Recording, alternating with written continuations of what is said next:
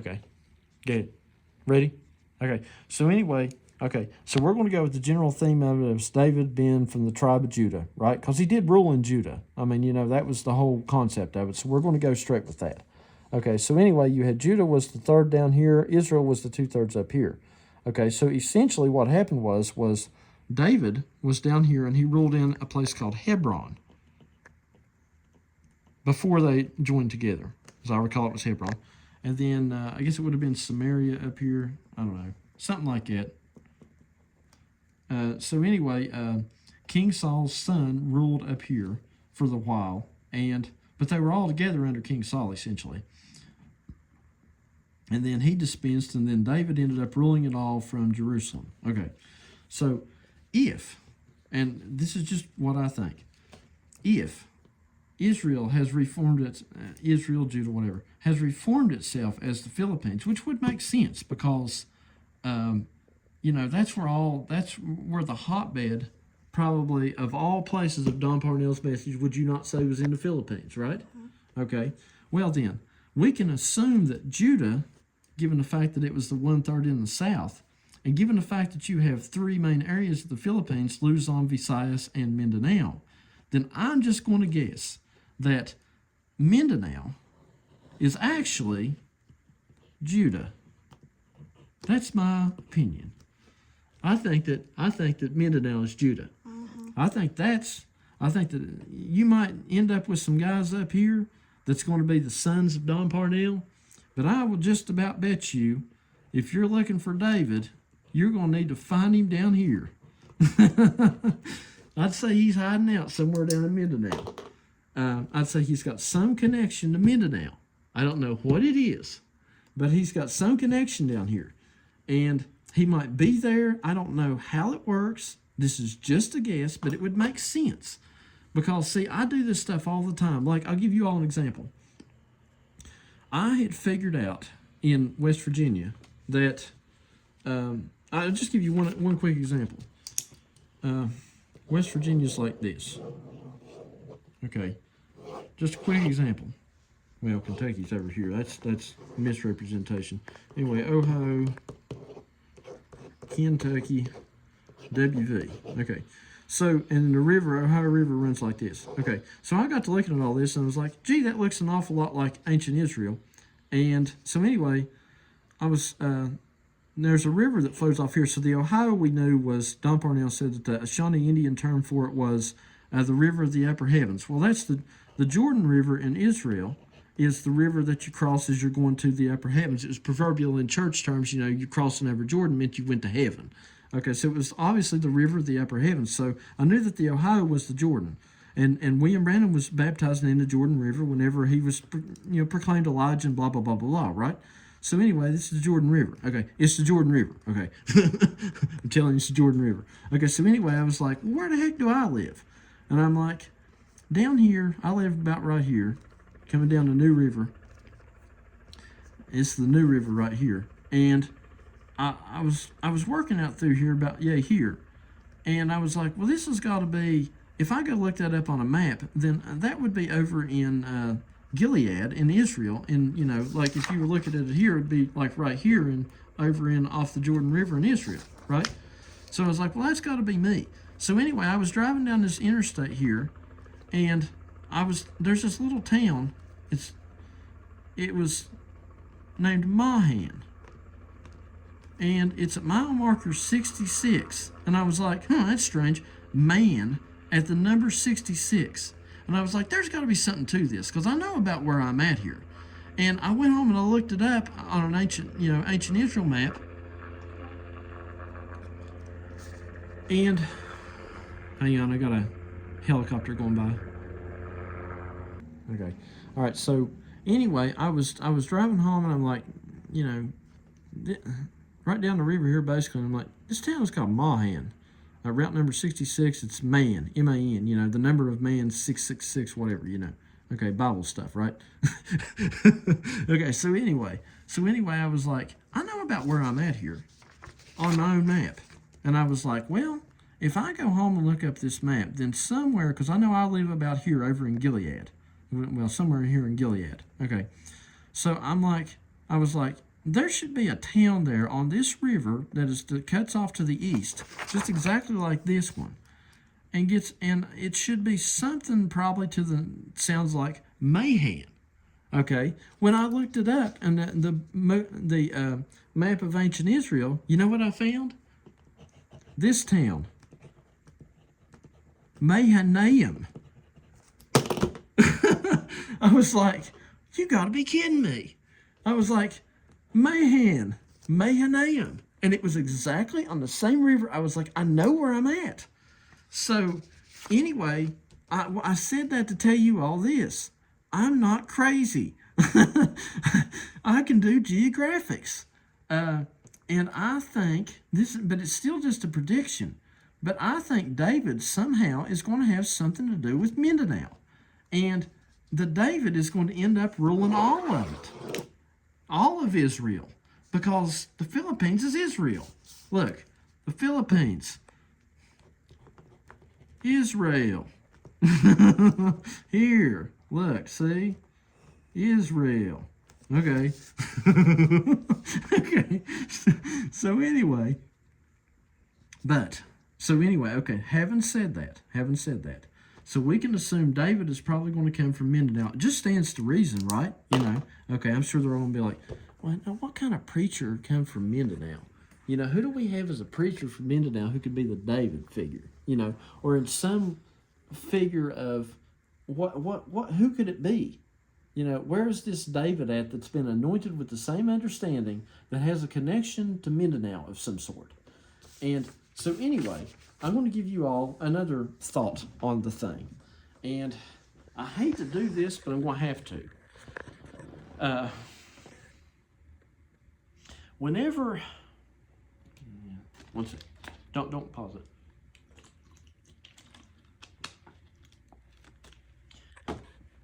One day, 50 years from now, or 100 years from now, we're all going to know, ain't we? We're all going to know how this is all played out, okay? It won't be a question then. Whenever David and all them guys were jockeying for power or whatever back in the day, or any time that a king died and there was all the sons and dukes was all jockeying for power, you didn't know how it was going to play out at the time, and that's the fun of it, right? But after the Wars of the Roses and whatnot, because in England that was how they did it. The one side was against the other side, and they had a rose to represent a type of rose to represent which side of who you thought should be the king. Okay, the next king, and it was called the Wars of the Roses. So once the wars of these roses are over, to try to figure out who's going to be king of the message after Don Parnell, who's going to be that David, we will all know, and there will be no question. But right now, it's going to be fun because we're going to fight it out. So I'm just going to let you all know something. Sometimes when you are a duke or a whatever, or you have some claim to the throne, you sometimes have to make your claim to the throne. Well, I hate to do this, but I'm going to today make my claim to the throne as to why that I think that I might be the David.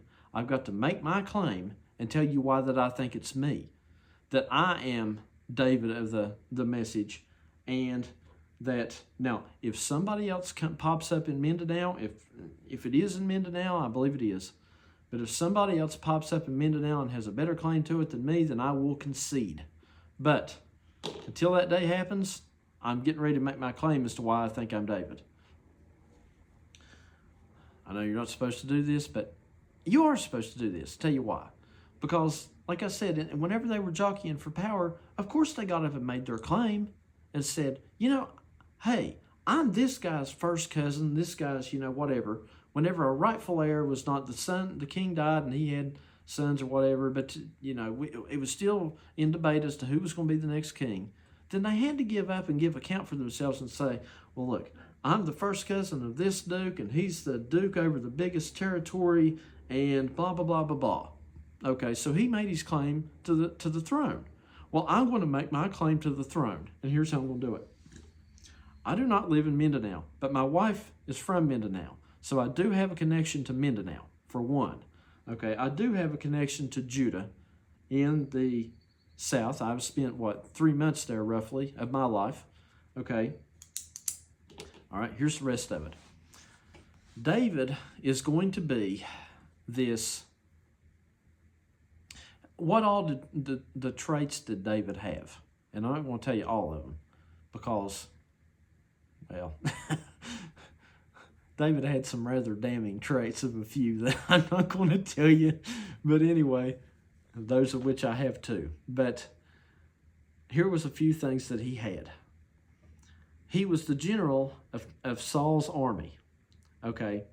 Whenever I used to preach in Don Parnell's church those years ago, I always preached these war messages. And they nicknamed me the general. Okay. I have been at odds with Don Parnell. We were talking about some of the people in the Philippines that would maybe be the next one. And they were telling me the names of who they thought would be the next one. And I thought, it just doesn't fit. Because the names they were giving me were people that had been right by Don Parnell the whole time. And some of them maybe not so much, but some of them could make that claim a little bit. But they had basically been, they would be more like a son of Don Parnell. Not like, David might have been somewhat of an adopted son of Don Parnell. But these were like more sons of Don Parnell because they were always in his message. They were never really, Don Parnell was never really, like trying to kill their message. He was, because Saul tried to kill David on multiple occasions with javelins. Okay, so what that is that's, in modern terms, that's Don Parnell, and he had to play his part, trying to kill the influence of somebody's message. So what he did was he javelined them on Facebook. He was throwing javelins at them on Facebook, trying to shut them down, and they had to go hide. So you got to have somebody, whoever this David is, has got to be somebody that Don Parnell essentially tried to kill their message. Okay, you have to be that. So if it's somebody that Don Parnell really, was just practically right by Don Parnell's side the whole time, it wouldn't make sense for them to be the David, for one. Okay, so anyway, another thing is this. I got weird stuff going on. I'm just making my claim. Maybe I'm David, maybe I ain't. Okay, I think I am, but I'm going to make my claim. Anyway, my best friend, I got some weird stuff going on here, folks. My best friend here in West Virginia is named Jonathan. I don't really have many friends. I have a couple family friends. I have a few friends, but my best friend, what I could say my best friend, is named Jonathan. His name is Jonathan Wesley, oddly enough. It's not his last name, but that's his middle name. We were born like a month apart. Okay, anyway. So Jonathan in the Bible was King Saul's son, or a man of that age, essentially, but younger, next generation age, so which would represent our ages. And he was David's best friend, was King Saul's son named Jonathan. Okay, there was this story about, and I get this weird stuff all the time. I'm like, am I David?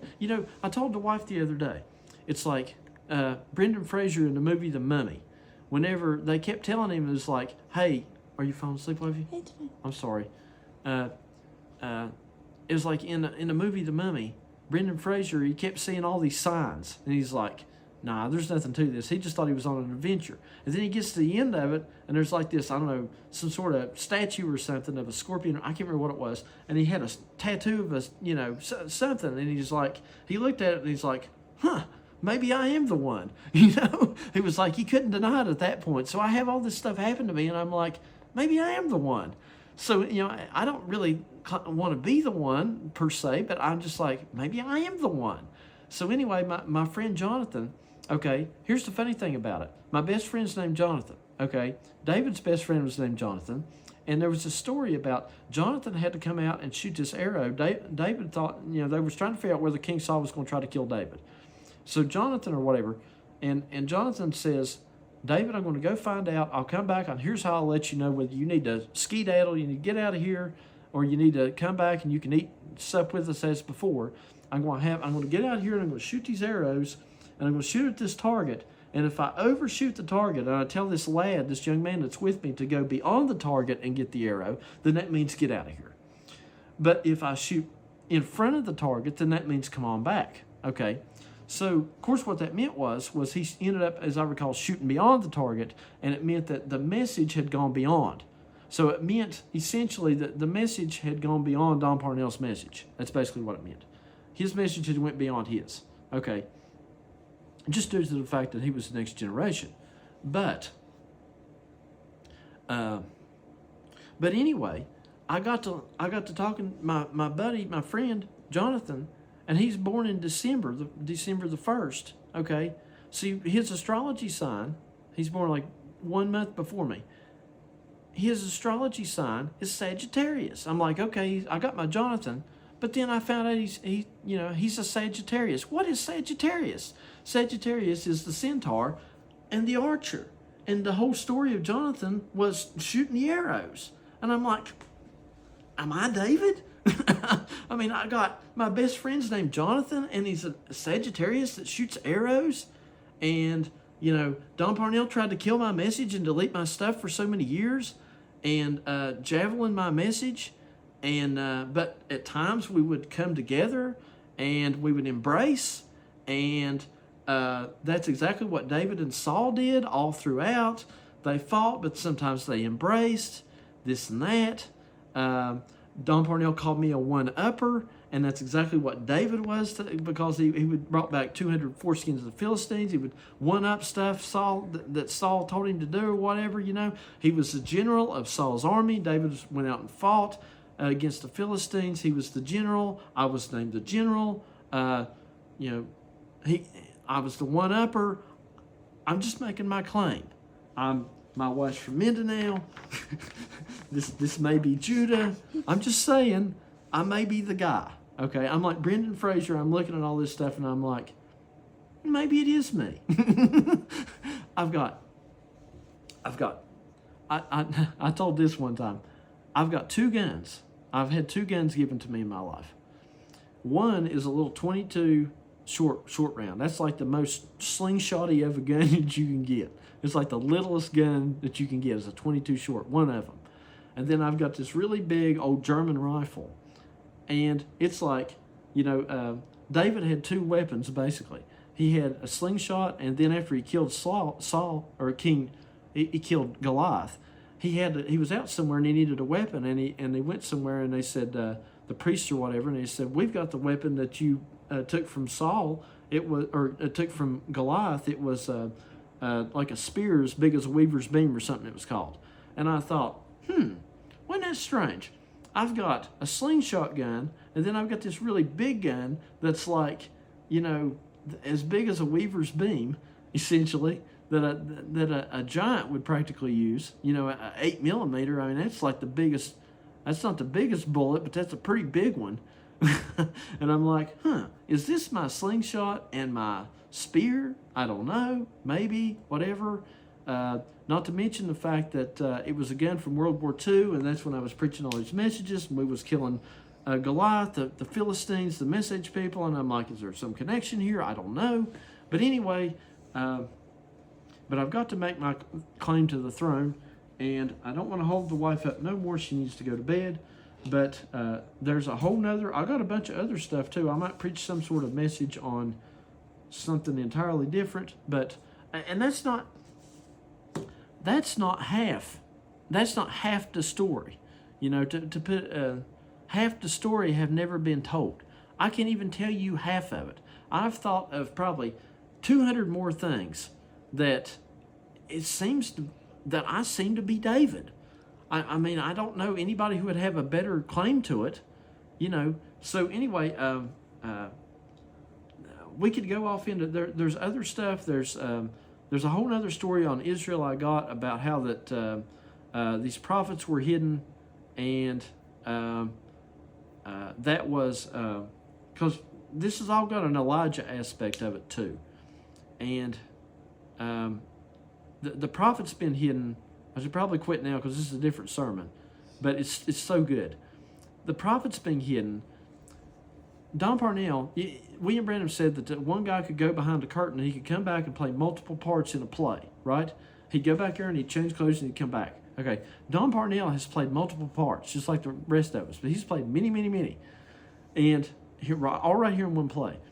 And I believe he has played the part of Ahab. Ahab was king of Israel. Okay, this is a later story. But anyway, and Ahab was married to Jezebel. And Jezebel was the woman that was out to get all the prophets. So the love divine message was the woman message. So I think that Don Parnell was married to Jezebel, the woman message, and she was trying to kill all the prophets. And I think that Bill Blades, I'm just going to sling it out here, I think that Bill Blades there was a story about how that this guy had hid like 400 prophets in a cave to keep them from Jezebel. So I think that Bill Blades was the guy. And those guys that didn't bow the knee to Baal, so to speak, were the guys that hid those prophets in that cave, and essentially hid them away, and they didn't bow the knee to the love divine message because they didn't take the love divine message. You know, everybody was like, that was when they split back in like 2015, and Bill Blades and those guys didn't do that, and Don Parnell went on with the love divine message and the woman message and Jezebel and all that. Okay, so I think that Bill Blades and those guys hid those prophets. It hid all the people that did not bow the knee to the low divine message. I think that's what it meant. There's all kinds of stuff I could tell you. There's a lot more than that. But anyway, I probably think that, like I say, the stuff that I thought of today is like half the story of the reason why I think that I have a claim to this throne here. So, not to mention the fact that my mentality of how I process the message seems to be the same way that Don Parnell did it and William Branham did it, and it's the same type of anointing as what they had, which would make sense. So anyway, that's it. I'll let you all go.